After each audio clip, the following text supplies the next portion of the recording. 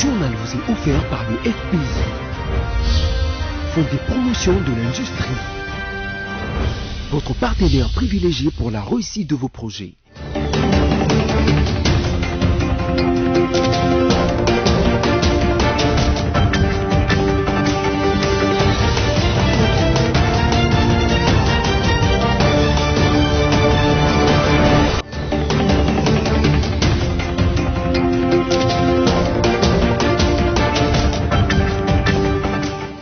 C'est l'heure du journal sur votre chaîne. À toutes et tous, bienvenue et voici le titre de ce journal. Remaniement au cabinet du chef de l'État, Félix-Antoine Tshisekedi Tshilombo, publié mercredi 14 avril dans la soirée sur les antennes de la radio-télévision nationale congolaise, nommant ainsi 3 directeurs de cabinet adjoints. Dans ce journal, 138 députés nationaux réunis au sein du collectif baptisé Les Révolutionnaires ont, depuis le Palais du Peuple, passé en revue la situation politique du pays et décrit la répartition des postes au sein du gouvernement Samalou Kondé. Augmentation des prix des denrées alimentaires et divers autres articles dans différents marchés de la capitale congolaise. La caméra de BSC-TV était sur le terrain pour vous faire les constats. Encore une fois de plus, bienvenue à toutes et tous. Commençons ce journal à la présidence de la République. Remaniement au niveau du cabinet du chef de l'État, Félix-Antoine Tshisekedi Tshilombo, publié mercredi 14 avril dans la soirée sur les antennes de la radio-télévision nationale congolaise. Dans une ordonnance lue par son porte-parole, le professeur Kassongo Mwema, le président de la République, nomme 3 directeurs des cabinets adjoints. Je vous propose ici de suivre cet extrait choisi par Mercedes Mayangila. Ordonnance numéro 21-013 du 14 avril 2021 portant nomination de directeur de cabinet adjoint au sein du cabinet du chef de l'État. Le président de la République, vu la Constitution telle que modifiée par la loi numéro 11-002 du 20 janvier 2011 portant révision de certains articles de la Constitution de la République démocratique du Congo, spécialement en son article 79. Vu l'ordonnance numéro 19-002 du 25 janvier 2019 portant nomination d'un directeur de cabinet adjoint du président de la République chargé des questions juridiques, politiques, diplomatiques et administratives, vu l'ordonnance numéro 19-009 du 6 mars 2019 portant nomination des directeurs de cabinet adjoints du président de la République, vu l'ordonnance numéro 21-010 du 5 mars 2021 portant organisation et fonctionnement du cabinet du président de la République, spécialement en ses articles 3, 30 et 43, vu la nécessité et l'urgence, ordonne. Article 1er. Sont nommés directeurs de cabinet adjoint du président de la République. 1. Directeur de cabinet adjoint du président de la République, chargé des questions économiques et financières, M. André Wameso Nkwaloloki. 2. Directeur de cabinet adjoint du président de la République, chargé des questions politiques, juridiques et diplomatiques, professeur Nicole Boachia Ntumba. 3. Directeur de cabinet adjoint du président de la République en charge du progrès social, M. Olivier Mondongue Bogado. Article 2. Sont abrogées toutes les dispositions antérieures contraires à la présente ordonnance. Article 3. Le directeur de cabinet du président de la République est chargé de l'exécution de la présente ordonnance qui entre en vigueur à la date de sa signature, faite à Kinshasa le 14 avril 2021, Félix-Antoine Tshisekedi Tshilombo, pour copie certifiée conforme à l'original, Kinshasa, le 14 avril 2021, le cabinet du président de la République, Guilain Nyembo Mbouizia, directeur de cabinet. Direction la primature où Sylvestre Ilunga Ilunkamba, Premier ministre sortant, a dirigé mercredi 14 avril la réunion hebdomadaire du comité des conjonctures économiques pour continuer la surveillance de la situation socio-économique du pays. Pour cette séance de travail, il a été question de passer en revue la situation conjoncturelle hebdomadaire. Suivez. Concernant l'évolution des principaux indicateurs économiques, les secteurs réels renseignent une décélération du rythme de formation des prix, intérieures au cours de la deuxième semaine du mois d'avril. Le taux d'inflation nationale hebdomadaire est situé à 0,081% contre 0,089% la semaine précédente. Le taux de l'inflation de la semaine est consécutive notamment à la hausse des prix des céréales, de poissons, des viandes, des fruits, des épices, des articles de ménage, des produits pharmaceutiques, des combustibles, bref, les produits de première nécessité.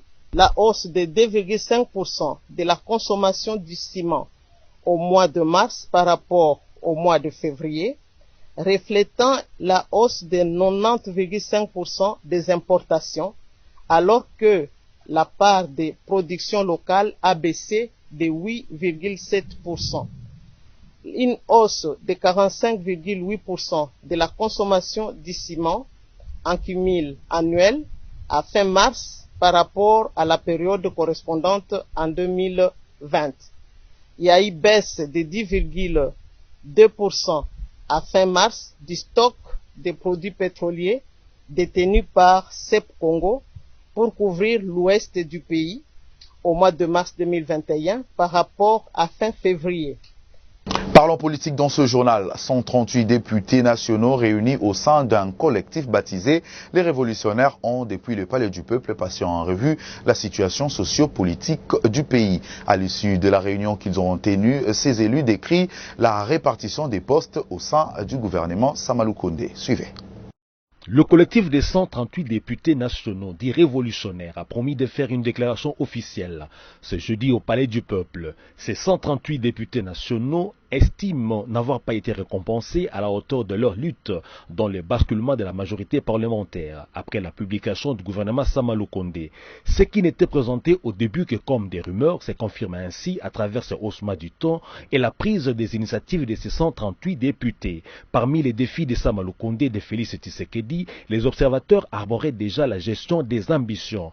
Quand la sortie du gouvernement a été annoncée et est devenue effective, l'on a cru, ainsi que laisser croire aussi les assurances données ici et là, que ce défi avait été surmonté. Mais là, il semble revenir au galop, avec pour conséquence majeure en cas de pourrissement de la situation, le blocage de l'investiture du gouvernement Samalou Kondé à l'Assemblée nationale, avec tout son cortège d'autres conséquences, notamment sociales. Des appels sont lancés à ces députés pour qu'ils considèrent qu'on ne sert pas son pays qu'en état ministre. Dans une interview accordée à la presse ce jeudi 15 avril 2021, le député national Eric Ngalula Ilunga, l'élu de Lupatapata dans le Kasaï oriental, a déclaré, nous citons, « Le salut du peuple est la loi suprême. Nous n'avons pas adhéré à l'union sacrée pour nos propres intérêts. À ma connaissance, l'union sacrée de la nation, c'est gérer la République autrement. Rompre avec les habitudes du passé. » Fin des citations. Affaire donc à suivre. Toujours en politique, gouvernement de l'Union sacrée de la nation, le mouvement politico-religieux Bundu Diamayala, cher à Zakari Badiangila, alias Nemwandansemi, ont, à travers une déclaration médiatique, exprimé leur soutien à la vision du chef de l'État. On les écoute. Par la voie des ondes, la publication du gouvernement Samalou Kondé, le lundi dernier 12 avril 2021, et ont constaté leur absence dans les dites gouvernements, malgré leur participation aux différentes consultations. Nonobstant ce qui est arrivé, les partis politiques Bundu Diamayala et son président déclarent ce qui suit. 1. Nous sommes confiants que le président de la République, son Excellence Félix Antoine Tshisekedi Tshilombo, tiendra sa promesse faite à l'honorable Mwandansemi et que dans la répartition des postes qui suivra, tant dans les entreprises publiques que dans d'autres organes de gestion de la République, les partis Bundu Diamayala et son président national se retrouveront. 2. Nous réitérons notre soutien au chef de l'État, son Excellence Félix Antoine Tshisekedi Tshilombo, et au gouvernement de l'Union sacrée de la nation. Par ailleurs, le président national Laurent Mwandansemi demande à tous ses militants et au peuple congo de rester calme et de ne suivre que l'ordre de la hiérarchie du parti. Signé honorable Mwandansemi, président national.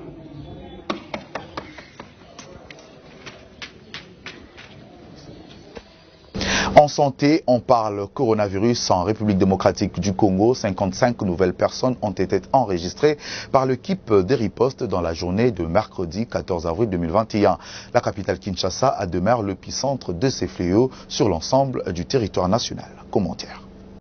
Le bulletin de l'équipe des ripostes contre la pandémie de Covid-19 au pays signale 55 nouveaux cas confirmés le mercredi 14 avril sur 231 échantillons testés.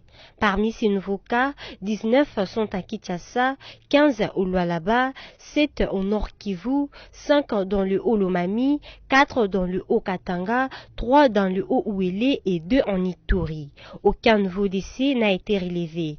Pareil avec le guérison dans les centres de traitement Covid-19 ni parmi le patient suivi à domicile. Depuis la déclaration de l'épidémie le 10 mars 2020, le total des cas est de 28 769, dont 28 768 confirmés et improbables. Dans l'ensemble, il y a eu 745 décès et 25 841 personnes guéries. À l'intérieur du pays, nous sommes dans la province de la Chopo. La journée de mercredi 14 avril a été sans commerce avec la non-ouverture de tous les magasins en solidarité des victimes des atrocités dans cette contrée. Cette grève volontaire a été observée 2 jours durant, soit du 14 au 15 avril de l'année en cours. Suivez. Le centre-ville de Kisangani n'a pas connu son ambiance habituelle ce mercredi 14 avril 2021. Des portes de bon nombre de magasins et boutiques sont restées fermées et ces cours occupés par les petits commerçants qui étalent leurs marchandises au sol. Bref, un centre-ville fantôme. D'après Richard Katembo, les commerçants de Kisangani agissent par solidarité à la population de l'Est victime d'atrocités. Fantôme, si je peux le confirmer, oui, puisque nous avions demandé 48 heures pour que nous observions 2 jours à la maison pour compatir avec nos frères congolais qui sont en train de perdre leur vie au niveau de l'Est de la République.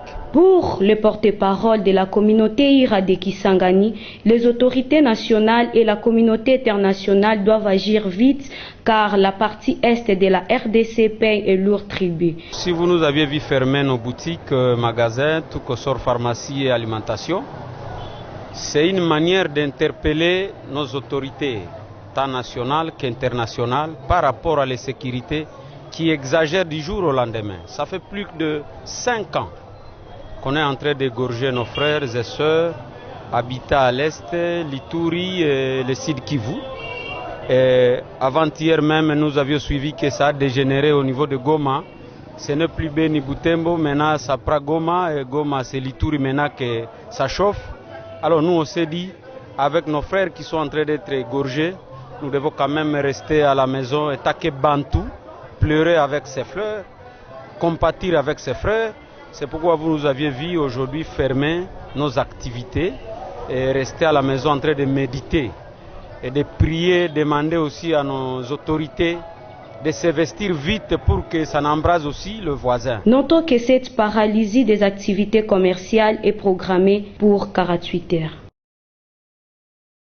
Toujours en province, 2e cas de meurtre ce jeudi 15 avril dans la ville de Ouacha, chef-lieu du territoire de Beni au Nord Kivu, parmi les manifestants pour le départ de la MONUSCO du sol congolais. Un incident qui serait à la base de la vive tension observée en ce jour dans ces coins de la République démocratique du Congo. Commentaire.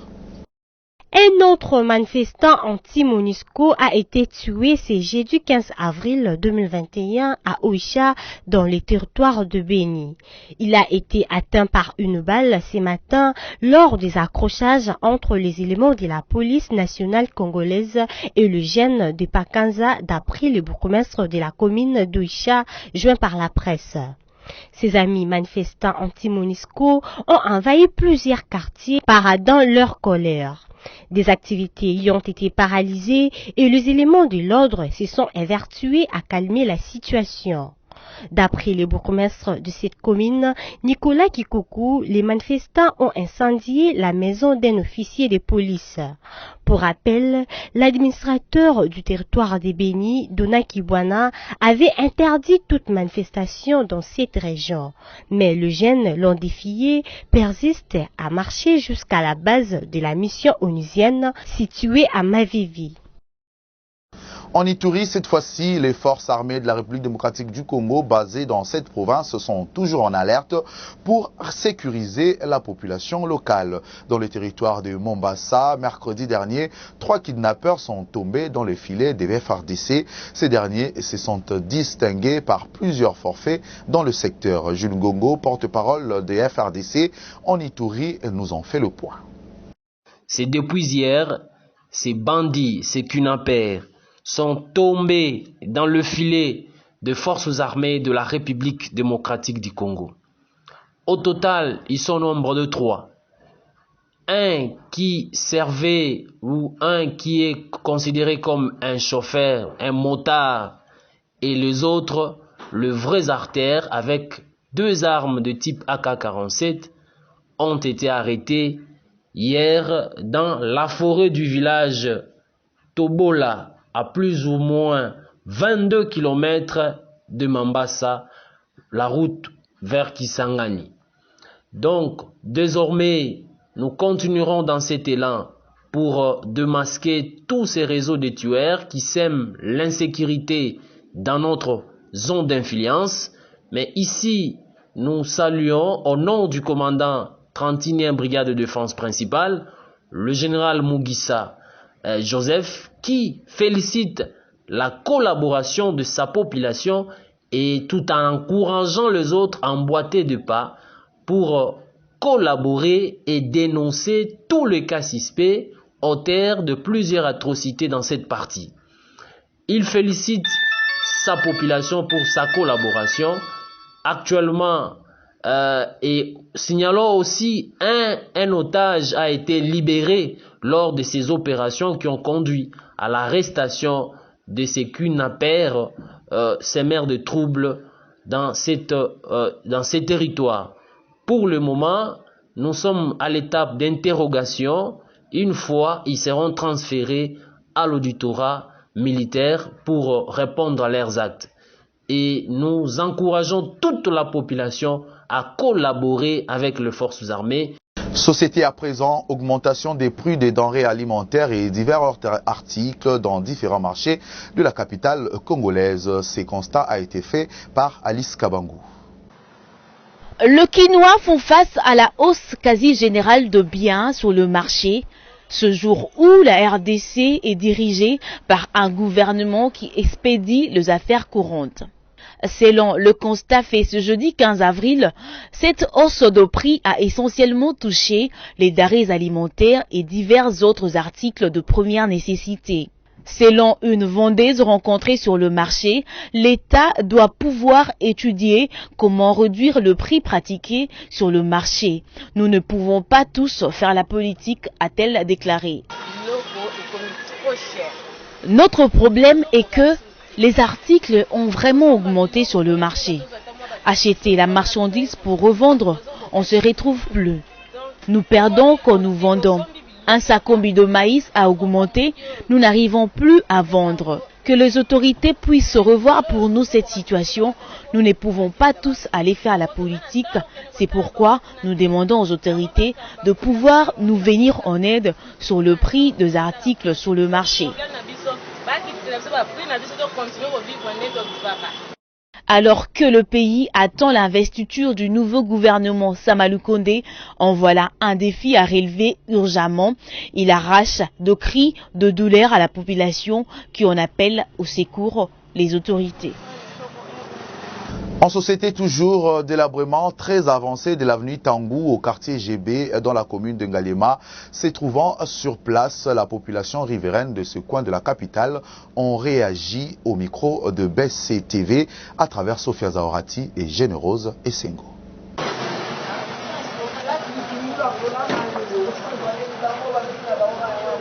La population de l'avenue Tango au quartier GB, commune d'Engalima, s'est dit préoccupée par le délabrement très avancé de cette avenue.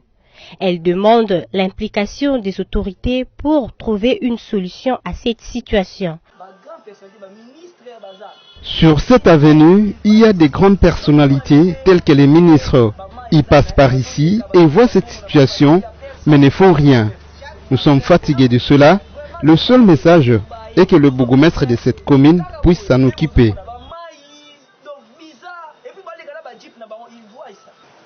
Cette avenue n'était pas délabrée à ce niveau car il n'y avait pas beaucoup de véhicules de ces côtés. Mais depuis qu'il y a des véhicules, le macadam s'est détérioré, la route y compris. Personne ne pense à sa réparation et c'est nous les piétons qui subissons les conséquences. Il faut qu'ils nous trouvent une solution. L'actualité en dehors de nos frontières au Congo-Brazzaville, le président réélu à la dernière présidentielle prêtera serment vendredi 16 avril prochain devant la Cour constitutionnelle pour un mandat de 5 années. Plusieurs chefs d'État et des gouvernements sont donc invités à cette cérémonie qui se tiendra au palais de congrès de Brazzaville. En sport, poursuite de la manche retour de la 26e édition de la Vodacom Ligue 1, mercredi 14 avril à travers le pays. Samy Bossongo revient ici sur ce qu'a été cette journée. Dans le derby quinois du mercredi 14 avril, joué au stade de Martyrs de la Pentecôte, l'AS Vita et le Racing Club de Kinshasa, RCK en sigle, ont fait jeu égal. Premier à scorer dès la 7e minute par Ngaba Makuba qui a marqué du plat du pied sur une passe en retrait. Le RCK a été rejoint au score 5 minutes plus tard par l'AS Vita Club grâce à Fiston Kalala sur penalty.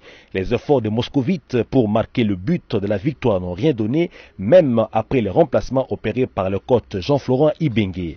En deuxième rencontre dans ce même stade, le tout-puissant Mazembe a fait parler sa rage de vaincre en laminant l'AC Rangers par 4-1. Le but de Corbeau Loucho ont été marqués par Thomas Oulimwengu qui a signé un doublé, 54e et 58e minute, Mustapha Kouyaté à la 18e minute et Jean Baleke à la 63e minute.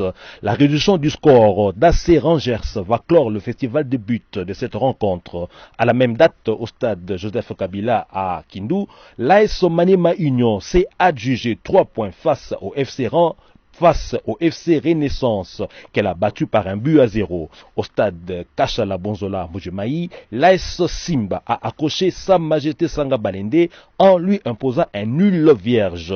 Dans le tableau partiel, le tout-puissant Mazembe conserve le leadership avec 46 points plus 32 de différence de but après 20 rencontres. Il est suivi de l'AS Maniema Union qui a 46 points aussi, plus 17 de différence de but pour le même nombre de matchs. L'AS Vita Club est troisième avec 42 points, plus 19 de goal average après 18 matchs. Et après le match nul de l'association sportive Vita Club face au Racing Club de Kinshasa, le coach des Dauphins Noirs, Florent Ibengue, s'est exprimé sur l'évolution de la compétition. On l'écoute. Le titre n'échappe pas.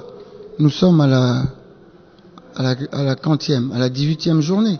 Il en reste encore 12. Donc le titre n'est pas perdu. Mais c'est vrai que on perd 2 points précieux dans la course à la bataille finale. Au-delà même des points, même mentalement, ça donne un coup au mental. Donc voilà, c'est un match qu'on voulait absolument gagner. On ne l'a pas fait. Maintenant, dès demain matin, 6 heures, on se met au travail pour pouvoir gagner le prochain. Déjà, physiquement, on a manqué de changement de rythme. Hein. On a manqué de changement de rythme pour arriver dans la surface de vérité. Et quand on y arrivait, on n'était pas suffisamment nombreux pour pouvoir pousser ce ballon au fond. Donc, bon, voilà, il faut remédier. Il faut reprendre courage, retravailler pour à nouveau pas penser plus loin que le prochain qui arrive dans 3 jours. C'est ce que je dis, on les a eus. On a eu la possibilité de marquer, mais on n'était pas suffisamment nombreux pour mettre plus de pression à cette équipe. Oui, on a aligné tous les attaquants, on a aligné aussi, on a changé aussi de dispositif pour terminer en 4-4-2. Ça n'a pas fonctionné aujourd'hui, mais bon, faut pas désespérer. Bravo pour RCK. La suite, c'est Rangers.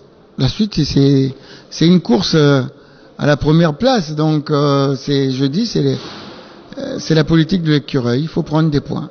Donc aujourd'hui, on n'a pas pu en prendre 3 comme on voulait. On en a pris 1. Ben voilà. on s'en contente. Et puis après, il faut que dans 3 jours, on puisse capitaliser. Restez avec nous, l'actualité se poursuit avec la revue de presse.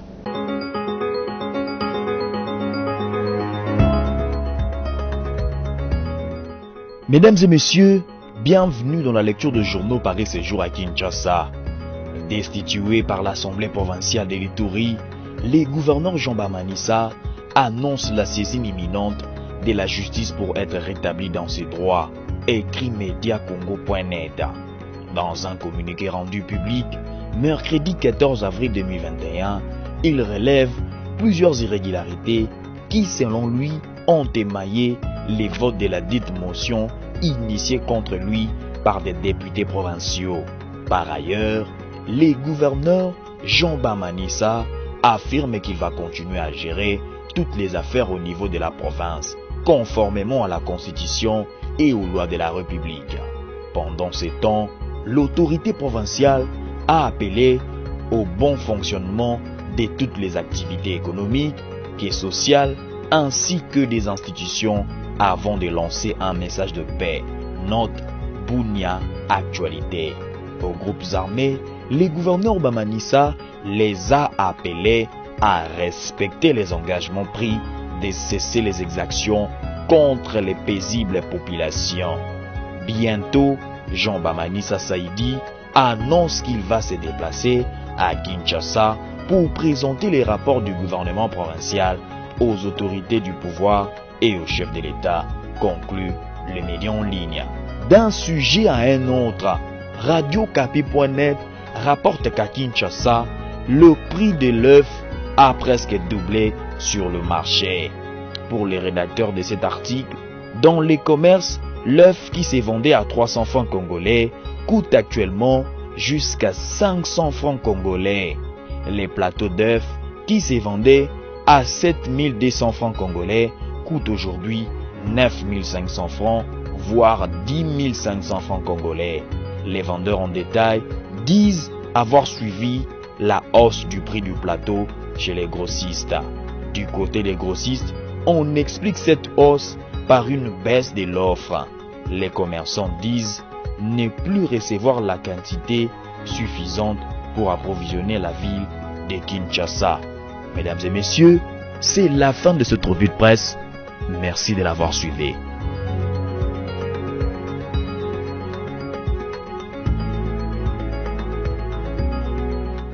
Je vous rappelle à présent les principaux titres de ce journal. Remaniement au cabinet du chef de l'État, Félix-Antoine Tshisekedi Tshilombo, publié mercredi 14 avril dans la soirée sur les antennes de la radio-télévision nationale congolaise, nommant ainsi 3 directeurs des cabinets adjoints. Dans ce journal, 138 députés nationaux réunis au sein du collectif baptisé Les Révolutionnaires ont, depuis le Palais du Peuple, passé en revue la situation politique du pays et décrit la répartition des postes au sein du gouvernement Samalou Kondé. Augmentation des prix des denrées alimentaires et divers autres articles dans différents marchés de la capitale congolaise. La caméra du VSC-TV était sur le terrain pour vous faire le constat. Vous l'avez bien compris, mesdames et messieurs, ce journal est complètement terminé. Merci à vous de nous avoir suivis et bonne suite de nos programmes.